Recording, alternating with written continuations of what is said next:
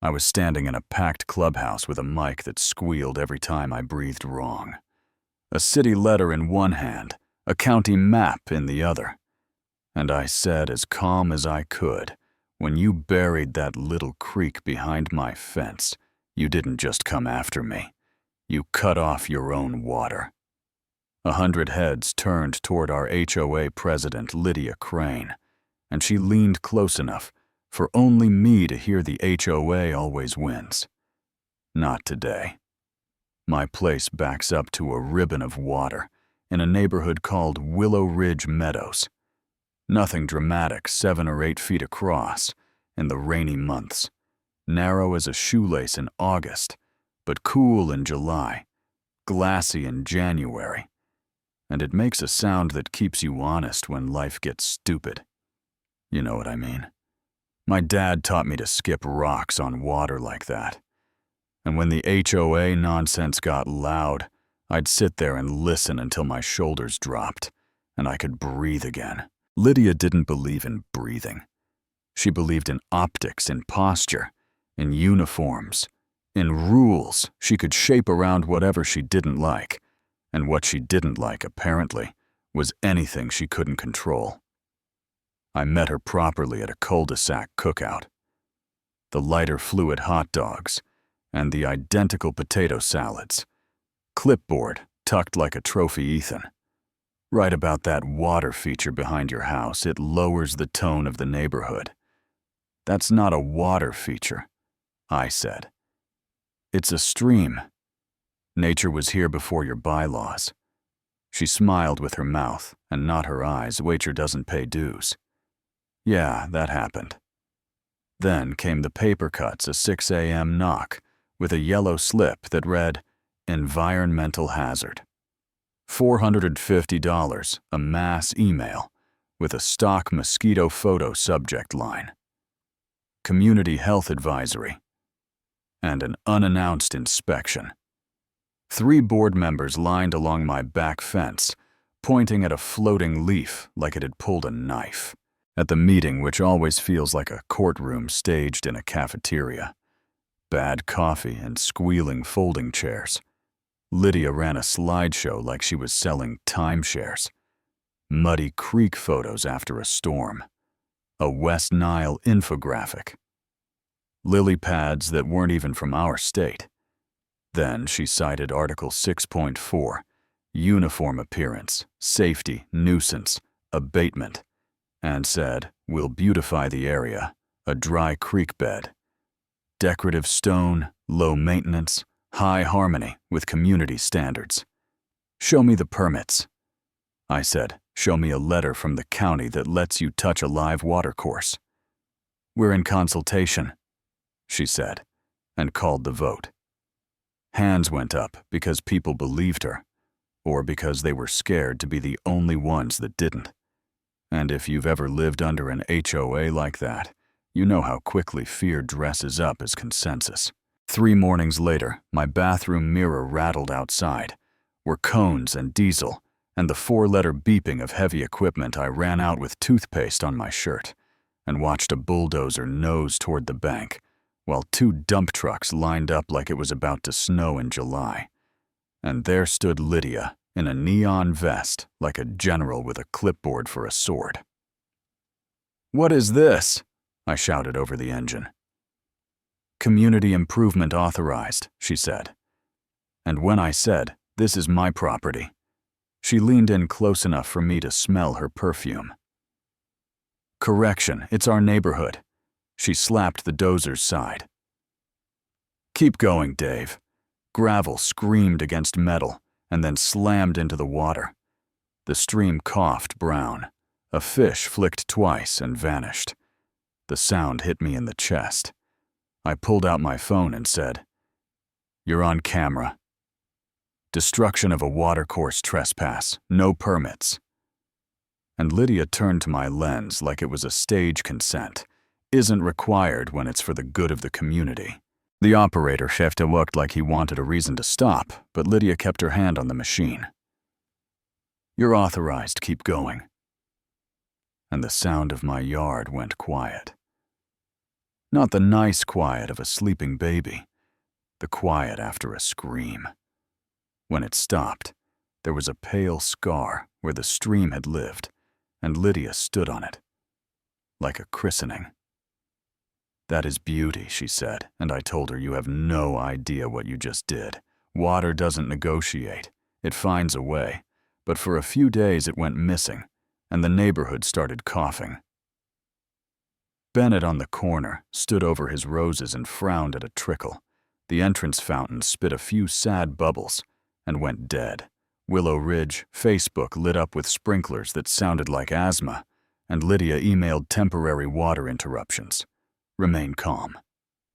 Right. I went to the county records office, the brick building that smells like wet paper, and I asked for plats and drainage plans. From when Willow Ridge was built, the clerk rolled out a drawer, and I unrolled the third map and felt the breath leave my chest. The stream wasn't an accident. It was the engineered conveyance channel designed to carry stormwater to the retention basin behind the clubhouse, where pumps pushed it into the neighborhood irrigation lines. In other words, the creek was the intake was the lifeline, and the lifeline was now buried under Lydia's decorative stone. I copied everything. The red county stamp, the engineer's signature, the margin notes about seasonal flow, slid them into a red folder, and drove home with the radio off. If you've ever held proof of something your gut already knew, you know the hum that starts in your chest. Not rage, not triumph, just a steady patience that says, "Don't swing, just hold the rope." I didn't post the documents. I let the tankers arrive, hoses snaking the entrance like hospital IV lines. And when the HOA announced a special assessment, $575 per household to cover emergency irrigation, you could hear the mood flip from your kitchen window. Folks compared water bills at their mailboxes. A mom waved a dead hydrangea stem like a protest sign, and Joy Kim taped a petition to the clubhouse door. "Remove HOA president. Sign inside," which Lydia tore down with a smile she couldn't quite keep glued to her face. She even came to my porch. No clipboard this time. Dog shaking on a rhinestone leash. "This is your fault. You stirred them up." And I said, "You stirred rocks into a live stream." Lydia, you redirected water. You sabotaged a community asset. Do you hear yourself? You buried the intake to your own pumps. Curtains moved across the street because people can smell a fight through drywall. I held up the red folder, kept my voice soft on purpose. "I have county documents, and I have your gravel on video." She shouted at a closed door when I went inside, which tells you everything about how she was used to winning. Her last shot was a special session on transparency. The room packed before the start, hot dust and tired faces.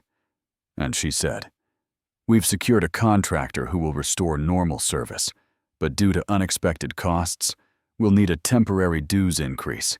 And the word increase hit like a plate shattering. Rick waved his bill. Joy said, "The kids can't play on powder." Mr. Bennett lifted a rose stem and said, "I want to know why." "This was an infrastructure issue long in the making," Lydia said. And I walked to the projector and slid the copies under the camera. The clerk's stamp up on the wall. In red, the bold line of the channel labeled primary conveyance to basin, and I put my finger on the mouth of it and said, "This feeds your pumps. Your pumps feed your lawns." You covered the mouth with gravel. "Outdated documentation," she said. "Not reflective of current conditions, call the county."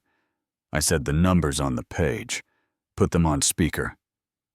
"I'll wait." A board member reached for his phone, and Lydia grabbed his wrist, and that told the room more than any call would, because silence can be louder than a denial. "You know what I mean." Someone said so. The fountain died. because she cut the intake. Another we paid $5.75 to irrigate a dust bowl. My bill tripled. She said, "It was for safety." And the air bent. A woman who'd defended Lydia for years stood and said, "Motion to remove Lydia Crane as HOA president." Effective immediately, second and third. Hands up from the same board that once nodded on cue. The gavel came down. And the word passes sounded tired instead of triumphant. Lydia stared at the map like it had pulled the rug. Her lips formed the word always, and then gave up halfway. And if you're waiting for me to say, it felt like fireworks. It didn't. It felt like standing on a dock after a storm, and remembering the water doesn't need applause to keep moving. Over the next weeks, the temporary board did what should have been done. First permits at contractors who spoke fluently. In gravity tankers. Rolled out lawns, softened.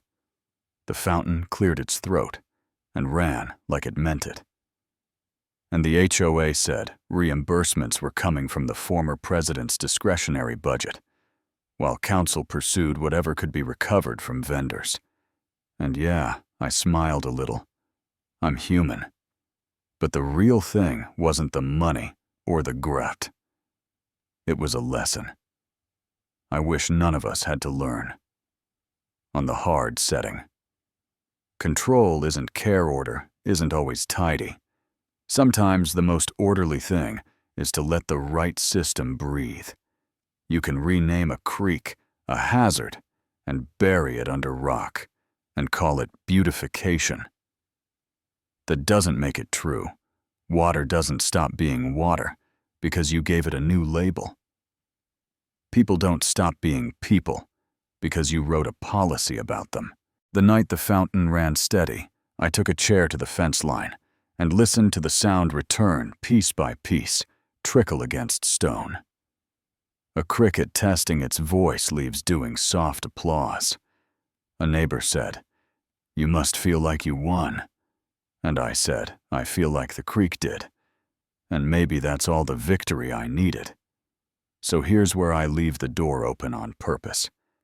Do we want neighborhoods where nothing is ever out of place, or places where nature and people are allowed to be a little alive and inconvenient in ways that turn out to be essential? What's the line between standards that keep us safe and standards that choke us?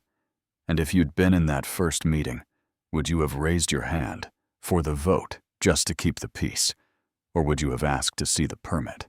Tell me in the comments where you stand. Order at any cost or room for the creek. What's right? What's fear? What have you seen? Where you live, the petty power plays the impossible rules. The quiet wins. Nobody clapped for. And if this hit a nerve, subscribe and stick around because the next story out of Willow Ridge